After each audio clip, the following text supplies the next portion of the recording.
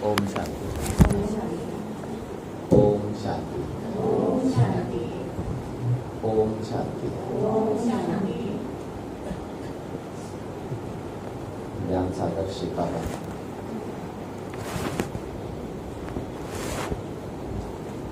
हम बच्चों को संगम युग में अर्थात पहले पहले युग में आकर पढ़ाते हैं और हम भी सिर्फ बाबा ही से पढ़ते हैं।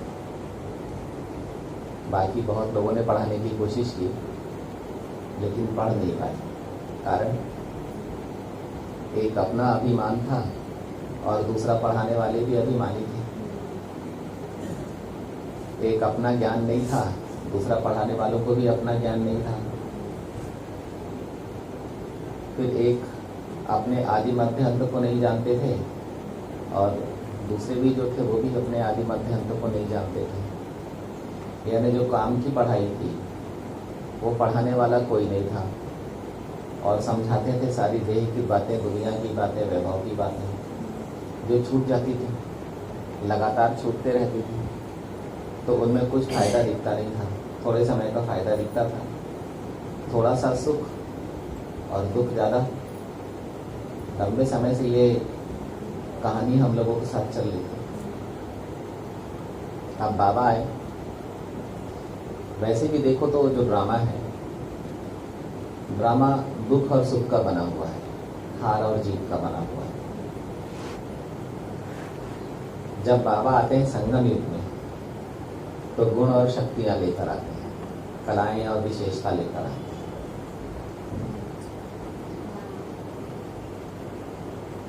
बाबा आते हैं तो मतलब ये बहुत ही एक्स्ट्रा प्राप्ति है संगम युग की। और ये बड़े चेकिंग की बात है कि पहले हम कभी या तो दुखी हो जाते थे या सुखी हो जाते थे। किसी ने थोड़ा सा सुख दे दिया तो वो हमारे लिए बहुत बड़ा आदमी हो गया। किसी ने थोड़ा सा धन दे दिया तो हमारे लिए बहुत बड़ा आदमी हो गया। किसी ने थोड़ा सा सहयोग कर दिया तो हमारे दिल पर चढ़ गया। थोड़े समय थोड़े से की आग थी लेकिन बाबा पूरा देने आए। अच्छा, फिर हम ड्रामा प्ले कर रहे थे और ये बात हमको मालूम नहीं थी कि हम ड्रामा प्ले कर रहे हैं।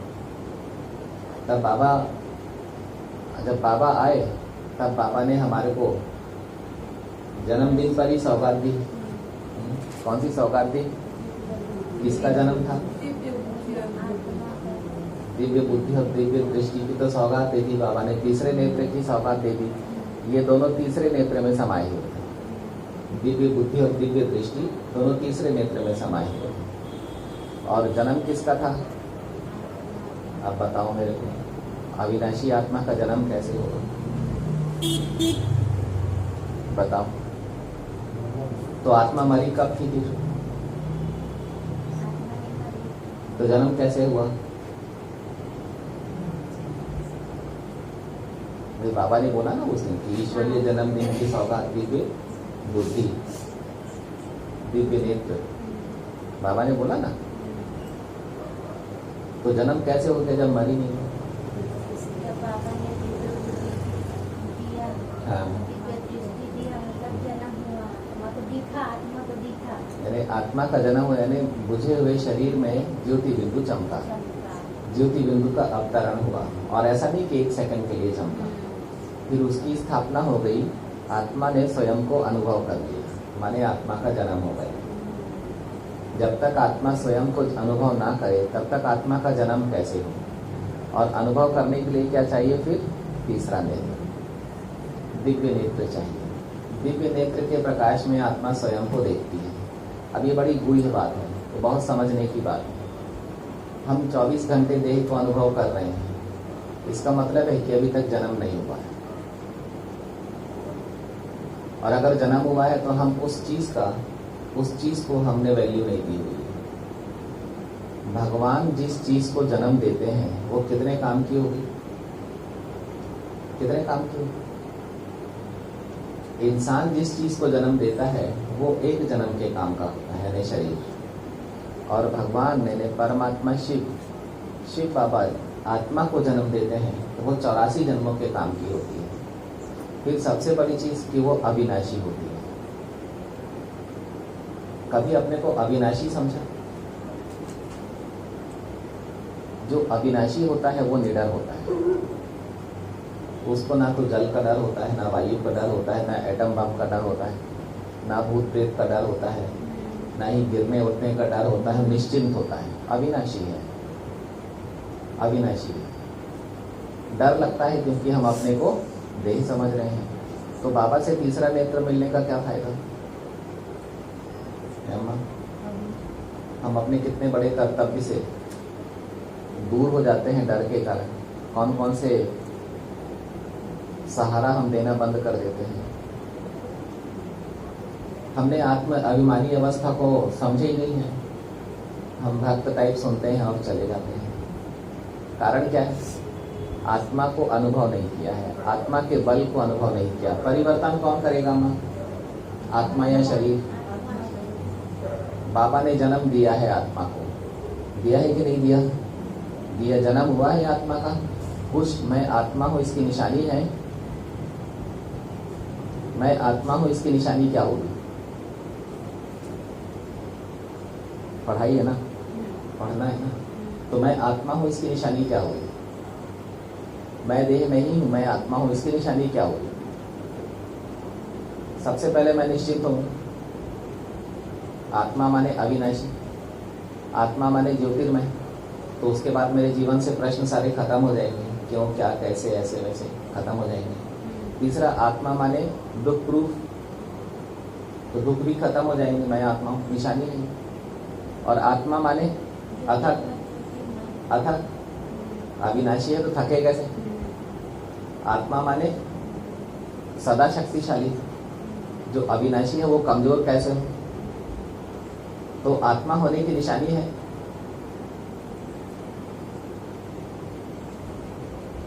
आत्मा माने अस्वच्छता। जो ज्योति बिंदु है, सर्वसमर्थ है और अविनाशी है। शिव बाबा ने जन्म दिया है, ऑलमाइटी अथॉरिटी ने जन्म दिया है, जो 7 अरब आत्माओं के पिता हैं, उन्होंने जन्म दिया है। तो सोच किस बात की? आत्मा माने बुद्धिमान। फिर अनिर्णय की अवस्था क्यों? तो मैं आत्मा हूं इस बात की निशानी है। निर्णय शक्ति है। निर्णय लेते रहते हैं कि सोचते रहते हैं? निर्णय लेकर बात को खत्म करते हैं या बात को अपने साथ साथ लिए लिए घूमते रहते हैं? निर्णय लेने में ही समाप्ति है, निर्णय लेने में ही निर्माण है, निर्णय लेने में ही पालना है और निर्णय लेने में ही स्थापना है। और निर्णय से ही हम विनाश भी कर सकते हैं, परिवर्तन भी कर सकते हैं। निर्णय के बिना हम एक कदम भी आगे, जब तक आप आत्मा निर्णय नहीं लेगी तब तक तो निर्णय शक्ति है, इसका मतलब है कि आत्मा अभिमानी अवस्था है। अच्छा, फिर आत्मा में मन भी है। तो मैं आत्मा हूं तो मन का ज्यादा उपयोग करते हैं कि देह का ज्यादा उपयोग करते हैं? फिर आत्मा ऑपरेटर भी है। मन की एक बहुत बड़ी शक्ति है। तो आत्मा मन की शक्ति से क्या क्या ऑपरेट करती है? क्या क्या ऑपरेट करती है आत्मा मन की शक्ति से? मन ऑपरेशनल पावर है, एडमिनिस्ट्रेशन पावर है मन। तो आत्मा अपने मन से अपनी साकार देह को ऑपरेट करती है कि देह अपने आप चल रही है? तो मैं आत्मा हूँ तो क्या होगा? आत्मा क्या अनुभव करेगी कि मैं आत्मा इस देह को चला रही हूँ। अब जब मैं आत्मा इस देह को चला रही हूँ तो आत्मा देह को कैसे चलाती है ये पता चलेगा, इसका ज्ञान होगा उसको। क्योंकि आत्मा कैसे चलाती है? देह को चलाने में, दुनिया को चलाने में कौन कौन सा कर्तव्य करती है आत्मा, और कैसा अनुभव होता है कि एक देह चल रही है और दूसरा मैं आत्मा चला रही हूँ।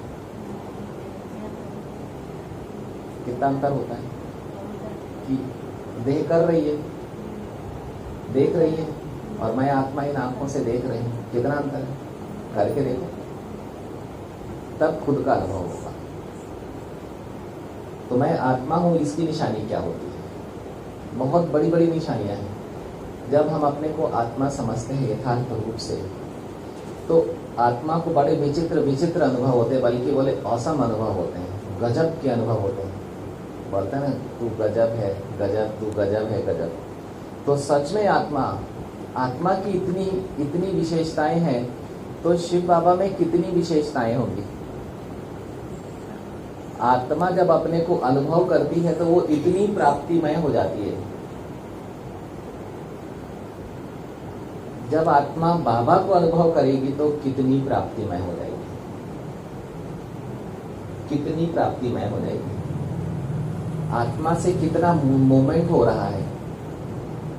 एक आत्मा खुद मूवमेंट करती है, दूसरा आत्मा के कारण पूरी कायनात में संपूर्ण रचना में मूवमेंट हो रहा है। आत्मा में गति देने का बल है और आत्मा में गतिशील होने का बल है, गतिशील रहने का बल है।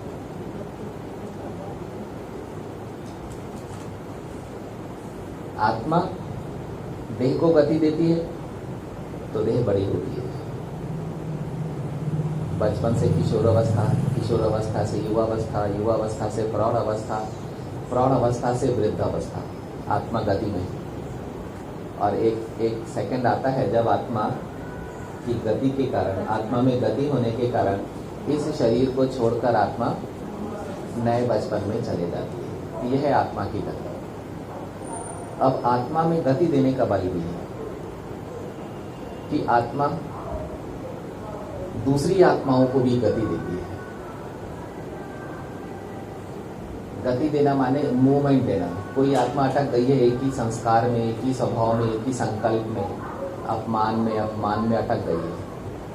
किसी आत्मा को मान दे देकर रोक दिया जाता है, किसी आत्मा का अपमान करके रोक दिया जाता है, किसी आत्मा को शान देकर रोक दिया जाता है, किसी आत्मा को परेशान करके रोक दिया जाता है। गति में हम लोग डिस्टर्बेंस करते हैं आपस में। विघ्न का आना माने गति का डिस्टर्ब होना। हम किसी आत्मा की दिशा को बदल देते हैं। आत्मा अच्छी खासी बाबा की ओर जा रही है और हमने डिस्टर्ब कर दिया, तो हम आत्मा की गति को दिशा दे देते हैं, हम श्रीमत से हटा देते हैं। तो आत्मा में गति देने का भी बल है। एक तो खुद भी गति में रहती है, दूसरा और निरंतर वो किसी न किसी को गति देते रहते हैं। किसी को स्टॉप करते हैं तो किसी को स्टार्ट करते हैं। फिर आत्मा समय को गति देती है। आज सृष्टि का चक्र घूम रहा है तो आत्मा के कारण घूम रहा है। अब जब हम राजयोग की शिक्षा लेते हैं बाबा से, परम शिक्षक से, तो हमको ये बात फील करना चाहिए कि जब मैं बाबा को याद कर रही हूँ, मैं आत्मा, तो मुझ आत्मा में से कौन सा बल निकल रहा है, मुझ आत्मा में से कौन सी तरंगे निकल रही हैं जो समय को गति दे रही है। अनादि आत्मा आदि मध्य अंत को गति दे रही है। आत्मा के कारण आत्मा की बुद्धि में स्थित ड्रामा गति को पा जाता है। ड्रामा से युग सामने आता है। तो आत्मा की गति बड़ी गुह्य है, बहुत गुह्य गति है। फिर आत्मा 5 तत्वों को गति देती है। तत्व भी अवस्थाओं से गुजरते हैं। फिर आत्मा कर्म अकर्म विकर्मों को गति देती है। आत्मा की गति में ही कभी कर्म होते हैं, कभी अकर्म होते हैं, कभी विकर्म होते हैं। आत्मा गति देती है तो कभी आत्मा में कर्म होते हैं, कभी आत्मा में अकर्म होते हैं, कभी आत्मा से विकर्म निकलते हैं। तो इसका मतलब क्या है कि आत्मा में जो गति का बल छिपा हुआ है, एक तो आत्मा खुद शरीर ले रही है, अवस्था बदल रही है, शरीर छोड़ रही है। दूसरा आत्मा काल को भी आगे बढ़ा रही है। तीसरा आत्मा प्रकृति की अवस्था को भी परिवर्तन कर रही है। चौथा आत्मा अभी ईश्वरीय कर्म कर रही है, फिर दैवीय कर्म करेगी, फिर क्षत्रिय कर्म करेगी, फिर वैश्य कर्म करेगी, फिर शुद्ध कर्मों को भी आगे बढ़ा रही है आत्मा। यानी भूतकाल का निर्माण जो होता है वो 84 जन्मों के कारण होता है, क्योंकि आत्मा गति देने वाली है। आत्मा में गतिशीलता है, गति देती है, आत्मा आगे बढ़ाती है। इसके कारण भी कल्प वृक्ष भी सतो प्रधान से रजो प्रधान की ओर, हर चीज साकार दुनिया में हर चीज में गति। और ये गति क्यों है? पानी ना लहराए अगर गति ना हो तो, हवा ना बहे अगर गति ना हो तो, धरती से पौधे उगे ना अगर गति ना हो, बीज प्रस्फुटित ना हो अगर गति ना हो, तो आत्मा में गति है। गति है तो हम लोग जन्मों में आगे बढ़ते हैं, आत्मा अपने जन्मों में आगे बढ़ती है। गति है तो आत्मा उड़ रही है। अब सब कुछ सारी रचना को छोड़कर आत्मा उड़ जाए तो सारी गतियां रुक जाए।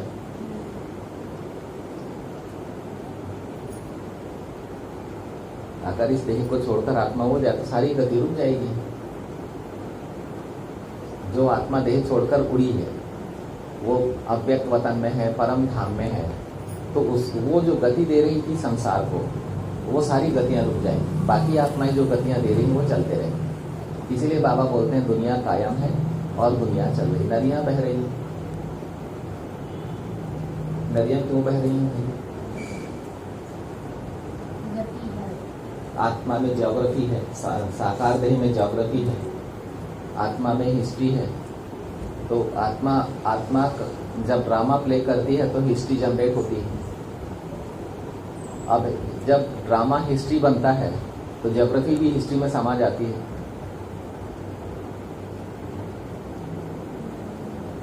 ड्रामा प्ले किया, ड्रामा के अनुसार आत्मा ने अपना पार्ट प्ले किया, वो हिस्ट्री बन गया, तो वो दृश्य भी हिस्ट्री बन गया। कल हम लोगों ने बैठकर इसी हॉल में मुरली सुनी थी, वो हिस्ट्री बन गया, वो ज्योग्राफी भी हिस्ट्री बन गई। आज फिर से ड्रामा प्ले हो रहा है। गति, भूतकाल का निर्माण होते ही आत्मा में गति के कारण है। जो चीज बीत गई वो सामने नहीं आ सकती, जो चीज आने वाली है ड्रामा से निकलकर वो भविष्य में सामने आएगी थ्रू वर्तमान। तो वंडरफुल ड्रामा, वंडरफुल आत्मा और वंडरफुल शिव बाबा। हम जितना स्टडी करें आत्मा की, खुद की, जितना हम अपने को आत्मा समझेंगे उतना ही आत्मा को अपनी विचित्रता महसूस होगी, आत्मा को अपनी गहराई गुह्यता महसूस होगी, महीनता महसूस होगी, आत्मा को विशालता महसूस होगी। तब उसको खुद पर भरोसा होता है कि मैं इतनी हूँ, मैं पद्मा पदम हूँ। मुझ आत्मा के हर कदम में पदम छिपे हुए हैं। मुझ आत्मा के हर कदम में पदम छिपे हुए हैं। संसार को सारी शक्तियां मुझ आत्मा से ही मिल रही है। इस आंखों से दिखने वाले स्थूल और सूक्ष्म संसार में जितनी भी प्राप्तियां हैं, अप्राप्तियां हैं, वो मुझ आत्मा के कारण ही हो रही हैं। संपूर्णता, संतुष्टता, संपन्नता मुझ आत्मा से ही हर कोई पाएगा। तब उसको अपने पर भरोसा होता है, तब वो मांगना बंद करती है, तब देना शुरू करती है। शक्ति दे दो, ले लो, हेल्थ दे दो, ले लो, क्या उसको भरोसा हो गया अपने ऊपर। खुशी दे दो, ले लो। क्या बोलते हैं बाबा? हर आत्मा की सर्व मनोकामनाओं को पूर्ण करने वाली कामधेनु। क्यों? उसको मालूम है कि बाबा ने मुझे क्या क्या दिया हुआ है और उसको सबको देना कैसे है। ये आत्मा ने सीख लिया है। इसी को राजयोग कहा जाता है। सबको देकर राजा बनना, जिसको जो चाहिए वो देना आना चाहिए। लेकिन उसके पहले हमको ये मालूम होना चाहिए, ये परखने की शक्ति होना चाहिए कि किसी को क्या चाहिए। कोई असंतुष्ट हुआ तो क्यों हुआ? क्या नहीं मिला उसको जो असंतुष्ट हुआ? किसी को खुशी हुई तो क्यों खुशी हुई? उसको क्या मिल गया जो खुशी हुई? ये परखना आना चाहिए। तो किसी को हम वो ना दें जिससे वो असंतुष्ट हो रहा है, हम वो दें जिससे खुशी हो रही है। यानी सकारात्मक दान करें। देना माने गति में, जो अपने अंदर में छिपी हुई चीज उसको गति दे दी, एक दिशा दे दी।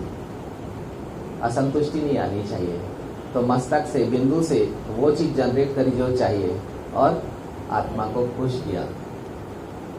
ठीक है, ओम शांति।